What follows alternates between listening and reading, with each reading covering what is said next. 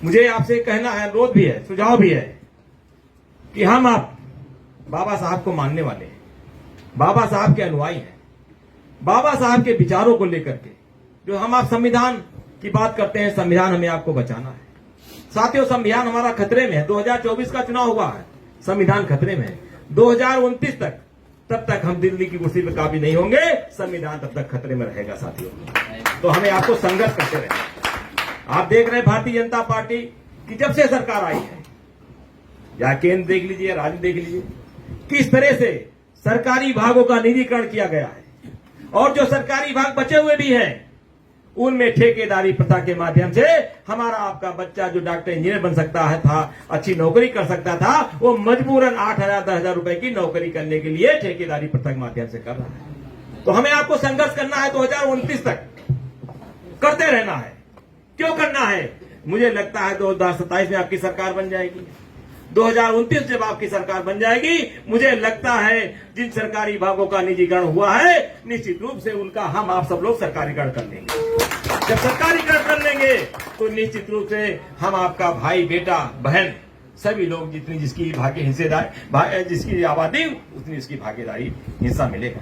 क्योंकि भारतीय जनता पार्टी नहीं चाहती है। आप जरा कल्पना करिए, आज हम माइक पकड़े हुए हैं, हम आप जैसे यहाँ कुर्सियों पर बैठे हुए हैं, कि बाबा साहब की जो व्यवस्था थी, जो आरक्षण की व्यवस्था थी, आरक्षण की बदौलत हमारे बहुजन समाज का बच्चा चपरासी बना, और चपरासी बन करके लखनऊ या किसी जिस शहर में आया, रहने लगा, वहां छोटा सा 300 स्क्वायर फीट का या 200-500 स्क्वायर फीट का एक मकान नहीं था।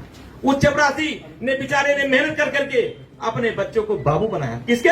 बाबा साहब द्वारा दिए गए आरक्षण की बदौलत अपने बच्चों को बाबू बनाया। वो जो बच्चे उसके बाबू हुए, उन जो बच्चे बाबू हुए, वो बाबू जो बच्चे हुए, उन बच्चों उसने भी अपने बच्चों को पढ़ा लिखा करके आरक्षण की बदौलत डॉक्टर इंजीनियर बनाया।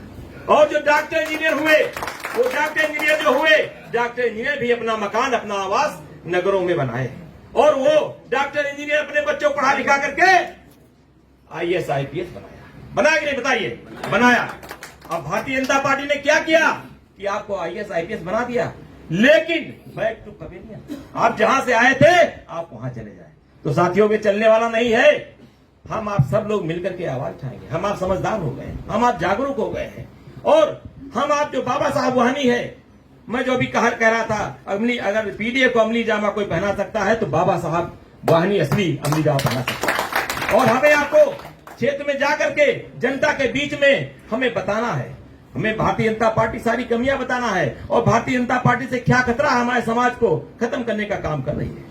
साथियों, मुझे लगता हम अपने क्षेत्र में निकलेंगे, अपने क्षेत्र में निकले, जिस समाज में जाएं, हमें लगता है अगर हम रावत समाज में जाते हैं, अगर गौतम समाज में जाते हैं, अगर कश्यप समाज जाते हैं, पाल समाज में जाते हैं, लोधी समाज जाते हैं, उस समाज का नेता लेकर के और उसी समाज के दरवाजे बैठ करके हमें पीडीए की बात करनी है, समाजवादी पार्टी की विचारधारा की बात करनी है, और समाजवादी पार्टी की सरकार के कार्यकाल में जो विकास कार्य है उनकी बात करनी है। हमें लक्ष्मण रेखा नहीं खींचनी है, क्योंकि हमारा भाई वो पीडीए का अंग है, वो मेरा भाई है, किसी का व्यक्ति विशेष नहीं है। तो भारतीय जनता पार्टी जो है, ये केवल हमें आपके लोगों को गुमराह करके सत्ता में काबिज है। तो हमें आपको संघर्ष करके, हमें बाबा साहब वाहनी को खूब फाड़ दे करके, खूब पीडीए को बढ़ा करके समाजवादी पार्टी को मजबूत करना, क्योंकि ये 2027 का चुनाव है, ये बहुत बड़ा लक्ष्य साथियों है, इसको हमें जीतना बहुत जरूरी है। मुझे लगता है